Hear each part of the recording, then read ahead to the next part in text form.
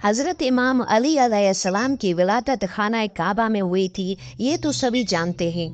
पर क्या आप ये जानते हैं कि हज़रत इमाम अली अलैहिस्सलाम की विलादत के वक्त क्या क्या वाक़यात रूनुमा हुए थे?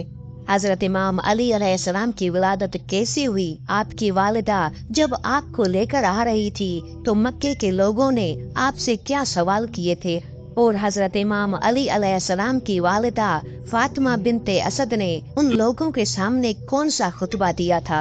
हज़रत इमाम अली अलैहिस्सलाम की विलादत का ये पूरा वाक़या तफसील से मैं आपको इसी वीडियो में आपकी नूरी तख्लीक खलकत सरवर कायनात के साथ साथ पैदाइश आलम व आदम से बहुत पहले हो चुकी थी, लेकिन इंसानी शक्ल व सूरत में आपका ज़हूर 13 रजब बमकाम खाना काबा में हुआ। आपकी माँ फातिमा बिनते असद और वालिद अबू तालिब थे। आप दोनों तरफ से हाशमी थे। मौरखीन आलम ने आपके खाना काबा में पैदा होने के मुतल्लिक कभी कोई इख्तलाफ जाहिर नहीं किया। जब हजरत फातिमा बिनते असद को हमल के 9वें माह दर्द ज़ह महसूस हुई तो आप अपने घर से निकलकर मस्जिदुल हराम आई और बैतुल्लाह का तवाफ किया। फिर आपने तस्बीह विलादत के लिए दुआ की और दुआ में ये कहा, परवरदिगार, मैं तुझ पर ईमान रखती हूँ और तेरी नाजिल की हुई हर किताब और तेरे भेजे हुए हर रसूल पर ईमान रखती हूँ।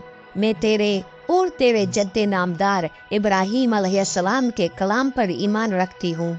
उसने तेरे इस कदीम घर को बनाया था। मैं तुझे तेरे अंबिया मुरसलीन और मलाइका मुकर्रबीन के हक का वास्ता देती हूँ और तुझे इस अमानत इलाहिया का वास्ता देती हूँ जो कि मेरे सदफे अस्मत की जीनत है। मेरे लिए विलादत के मरहले को आसान फरमा।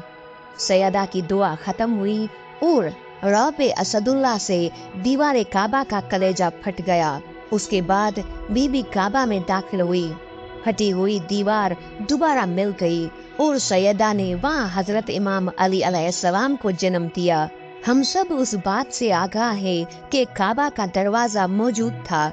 यहाँ से इंसान काबा में दाखिल हो सकता था, लेकिन कुदरत ने दरवाजा ना खुलवाया। उसके बजाय दीवार काबा शक हुई ताकि इमाम अली अलैहिस्सलाम की आमद की वाज़े निशानी दिखाई जाए और कल कोई ये ना कहे कि फातिमा बिनते असद मसरूफ़ तवाफ थी। जब वक्त विलादत करीब आया तो आप दरवाज़ा खोलकर अंदर चली गई। इस मौजिज़े का अजीब पहलू ये है कि खाना काबा की कई बार तामीर न हुई, लेकिन वो निशान दीवार काबा में आज भी मौजूद है। हुकूमत ने उस शगाफ को चांदी और शीशे से भरा है, मगर उस निशान को आज भी देखा जा सकता है। बहुत से हजाज अकराम उस दीवार का बोसा लेते हैं और उससे अपने सीने को मस करते हैं और वहाँ खड़े होकर खुदा से दुआ मांगते हैं।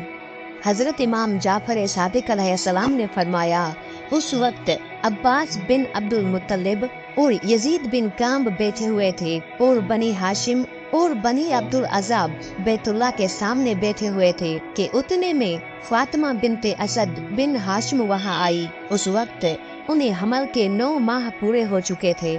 बीबी बैतुल्लाह के सामने खड़ी हुई। उन्हें दर्द ज़े लाहक था। उन्होंने आसमान की तरफ देखकर दुआ की थी, जैसा कि हम पहले जिक्र कर चुके हैं। अलगर्ज बीबी काबा के अंदर चली गई। फटी हुई दीवार दोबारा मिल गई, जबकि दरवाजा बंद था।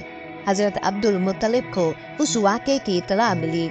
वो अपने साथ अपने खानदान के अफराद को भी लेकर आए और कोशिश की कि किसी तरह से काबा का दरवाजा खुल जाए और खवातीन को बीबी की मदद के लिए भेजा जाए, लेकिन दरवाजा ना खुल सका।